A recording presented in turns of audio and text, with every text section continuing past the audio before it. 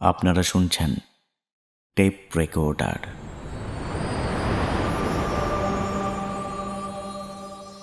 কই মাছের দাম কত ভাই? অমরেশবাবু চিৎকার করে বললেন, ভিড়ে ঠেলাঠেলিতে আর ভালো লাগে না। ট্রেনে ভিড়ের ঠেলাঠেলি আর এ যে হুবহু এক। তিনি পাশের ভদ্রলোককে ধাক্কা দিয়ে বললেন, আরে আরে দাদা শুনুন তো, 1 কেজি 300। মদন বলল, দে ভাই, 1 কেজি দিয়ে দে। তিনি চটপট মাছটা নিয়ে বাজার ত্যাগ করলেন। বাড়িতে পৌঁছতে মিনিট 15 লাগল। আকাশ পরিষ্কার, রোদ পড়েছে। তিনি 1 মাসের জন্য কলকাতায় যাচ্ছেন, তাই মাছটাও কিনে নিলেন।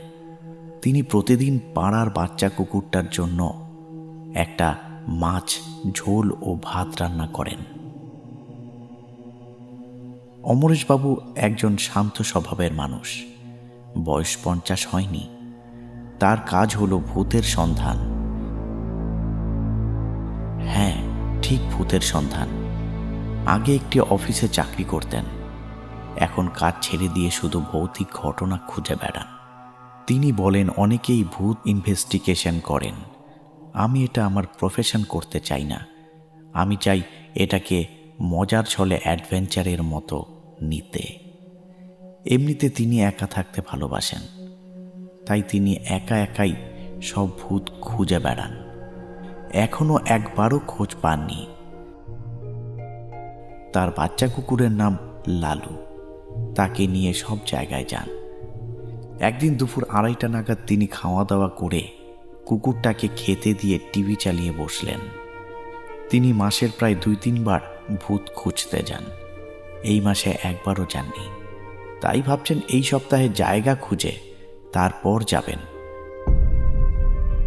পরদিন সকালে একটা খবরের পেপার পেলেন গেটের সামনে। খবরের কাগজের লোকটা এত তাড়াতাড়ি পেপার দেয় না। যাক, সকালে দিয়ে গেছে, তখন পড়ে ফেলা যাক। 1 কাপ চা বানিয়ে খবরের পেপারটা মুখের সামনে ধরলেন। পড়তে পড়তে কখন যে চা শেষ হয়ে গেছে কে জানে। চায়ের কাপটা রেখে দিয়ে একটা সিগারেট ধরিয়ে পুনরায় পড়তে আরম্ভ করলেন। হঠাৎ কাগজের ভেতর দিয়ে একটা টেপ রেকর্ডার বেরোলো। কার এটা? খবরের কাগজের পাশে রাখলেন তিনি। তার কাছে রেডিও আছে। ভাবলেন যে একবার শুনে দেখি। চালালেন। প্রথম দিকটা অস্পষ্ট হলো, তারপর ঠিক হলো। প্রায় 1 মিনিটের একটা বার্তা। সেটা এরকম, আমি খুব একাকিত্ব বোধ করছি। আমার সঙ্গে কথা বলার কেউই নেই। আমি জানি আমার দিন ফুরিয়ে আসছে, কিন্তু আমি চাই আমি যতদিন বাঁচব ততদিনের মধ্যে এসে কেউ আমার সাথে এসে একটু কথা বলুক ও আসল টেপ রেকর্ডটা শুনুক। যে এটা শুনছেন, দয়া করে বলছি চলে আসুন। রেকর্ডার শেষ হলো। তিনি একটু ভেবে নিয়ে সেখানে যাওয়ার কথা স্থির করলেন। লালুকেও ভাবলেন নিয়ে যাবেন, কালকে যাবেন। পরদিন বিকেল 4টের সময় বেরিয়ে পড়লেন তিনি। জায়গাটা বেশ অসুবিধে হলো না, কারণ খবর পেপারে লেখা ছিল। সেই স্থানে তিনি ও লালু গেল। সেই নিস্তব্ধ জনমানবহীন পরিবেশ। মনে হচ্ছে কিসের একটা চাদর তাকে ঘিরে রেখেছে।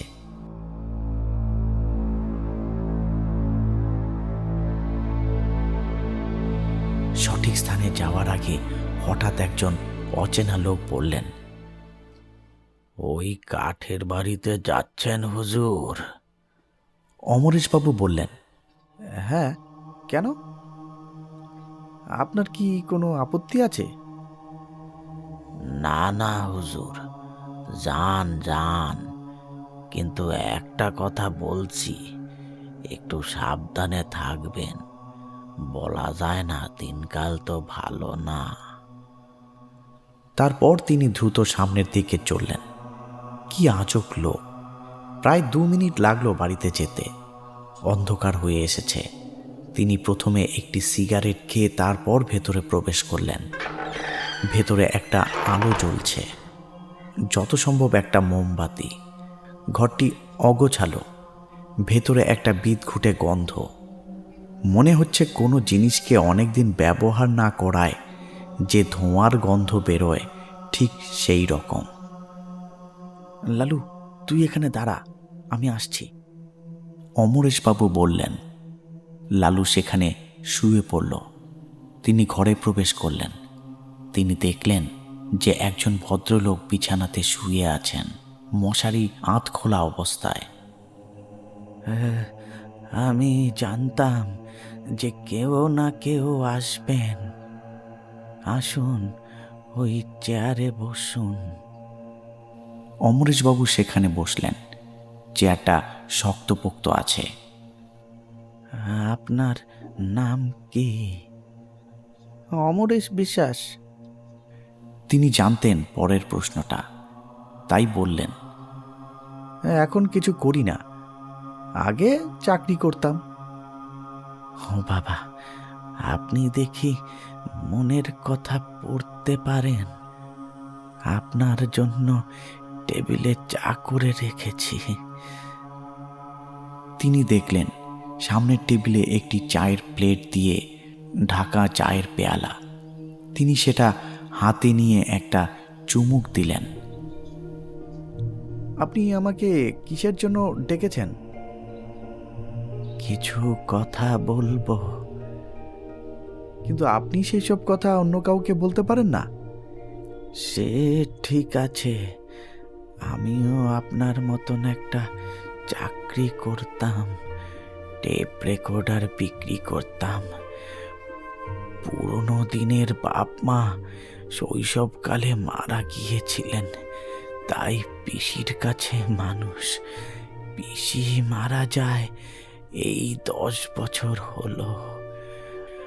আমার না টেপ রেকর্ডার বিলি করতে ভালো লাগতো না, টেপ রেকর্ড করতে ইচ্ছা করত। যে কোনো কিছু, আবৃত্তি, কবিতা, গান। কিন্তু ম্যানেজার সাহেব আমাকে তা করতে দিত না।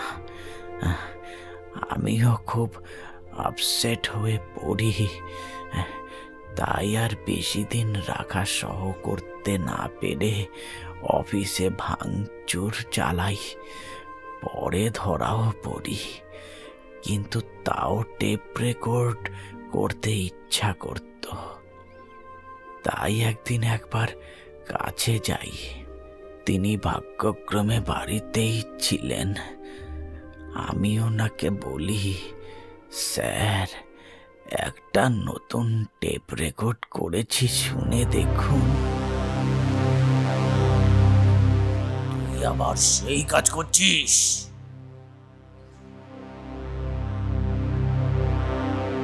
তিনি রেগে গিয়ে বললেন। তারপর তিনি টেবিলে থাকা সন্তক ছুরি দিয়ে আমাকে মারার চেষ্টা করলেন।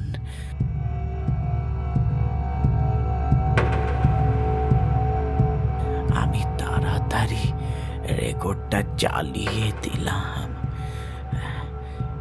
কি অদ্ভুত বার্তা! কান ফেটে যাচ্ছিল, চোখ ঠিকরে বেরিয়ে আসছিল, মাথা যন্ত্রণায় ফেটে যাচ্ছিল। কি এই টেপ রেকর্ডারের বার্তা! অবিশ্বাস্য। মনে হলো মাথার সব অংশ বাইরে বেরিয়ে আসতে চাইছিল। তারপর কি? অমরেশবাবু জিজ্ঞাসা করলেন।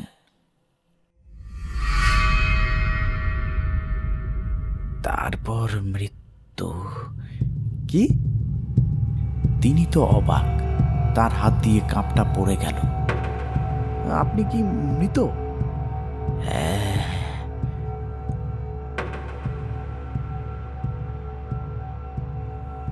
তিনি এতক্ষণে লক্ষ্য করলেন যে মানুষটা বিছানাতে শুয়ে আছে সে কোনো কথা বলেনি। আসলে এই সমস্ত কথা পাশের টেবিলে রাখা টেপ রেকর্ডার থেকে আসছে। তার গা শিউরে উঠল। তিনি ভাবলেন যে চেয়ার থেকে উঠবেন, তখনই রেকর্ডার দিয়ে কথা বেরোলো। কোথায় যাচ্ছেন? যার জন্য ডেকেছি সেটা শুনবেন না? টেপ রেকর্ডারটা চালান। তিনি কি করবেন বুঝতে পারছিলেন না। কি করা যায়? তিনি কিছু না ভেবে টেপ রেকর্ডারটা চালালেন।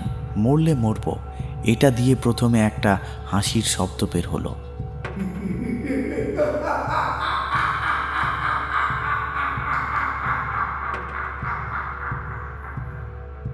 তারপরে সব শব্দ বেরোতে শুরু করলো। তা আর বলা যায় না। অমরেশবাবুর মাথা ঘুরতে থাকলো। উদ্ভট কিসব শব্দ।